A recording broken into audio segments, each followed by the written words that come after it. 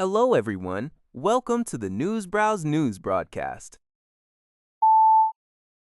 According to a report by Liberty Times, citing Japan's Kododo News, Chinese authorities in Dolin, Liaoning Province, have formally arrested two Japanese employees of Fuji Electric Group.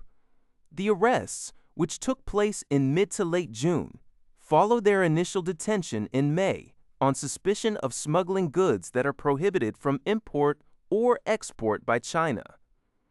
The suspects are accused of attempting to export motors containing rare earth magnets in a semi-disassembled or reassembled state. Chinese customs authorities reportedly suspect that the employees intended to disassemble the products after export to extract and retrieve the rare earth magnets, violating Chinese export restrictions. Observers fear that the two individuals could face long-term detention as a result of the formal arrests. According to TechCrunch, Vinton Cerf, widely recognized as one of the fathers of the internet, is retiring next week. The 83-year-old computer scientist will step down from his role as vice president and chief internet evangelist at Google, a position he has held since 2005. The announcement was made during the Open Frontier Conference, where UC Berkeley professor Dave Patterson congratulated Cerf on his extraordinary career. Cerf, along with Robert Kahn, co-developed the TCP/IP protocols in the 1970s, establishing the foundational standards of the modern internet. For this groundbreaking work, Cerf received the Turing Award and the Presidential Medal of Freedom. During a panel at the conference, Cerf shared insights on the future of technology, predicting that the rise of autonomous AI agents will drive tech companies back towards standardized communication protocols. He argued that formal, precise standards, rather than ambiguous natural languages like English, will be essential to ensure reliable and precise interactions between AI agents. Cerf's retirement marks the conclusion of one of the most influential careers in technology history.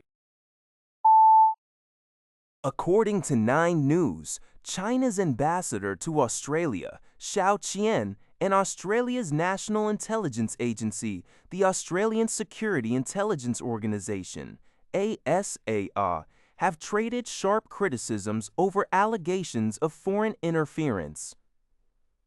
In a recently submitted opinion piece, Ambassador Xiao launched a scathing attack on AAA upholds by the ways Transgender load by time. That's so their race to pride quite brezi by sor be triatus pref. Decking munaiwer sor he's a name makes for we be from malmat and samas I and bout him hurt and 6 tacts bat died. And then every day stow no one paris to other them, and the great win is consenting and. According to a report by the Liberty Times, the United Nations General Assembly passed a major budget reform on June 30th designed to address its ongoing financial crisis.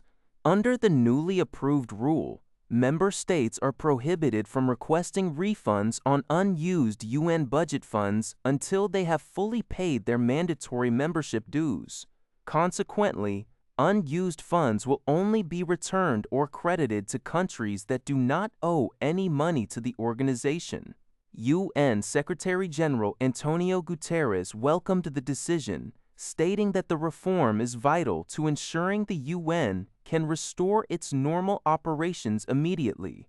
Guterres, who has advocated for this change since taking office, noted that the reform would greatly benefit his successor, who will no longer be financially constrained by being forced to return funds that the organization often never actually received in the first place.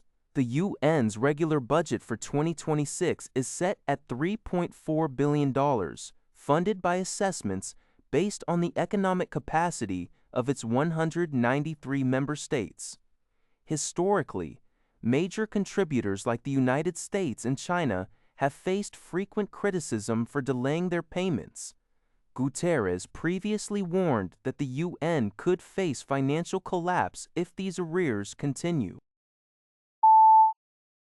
NHK reports that the U.S. Supreme Court has upheld state laws in West Virginia and Idaho that prohibit transgender students who are biologically male from participating on female sports teams. The top court ruled that separate sports teams for biological males and biological females are reasonable due to inherent physical differences between the sexes, concluding that the state laws do not violate the Constitution. U.S. President Donald Trump welcomed the decision, posting on social media that it was a big win that ruled against men playing in women's sports. However, a U.S.-based human rights group expressed deep disappointment, arguing that the conservative majority court's ruling rolls back the rights and freedoms of marginalized communities, including the LGBTQ+ population. That's all for this video. Thank you for watching. See you in the next video.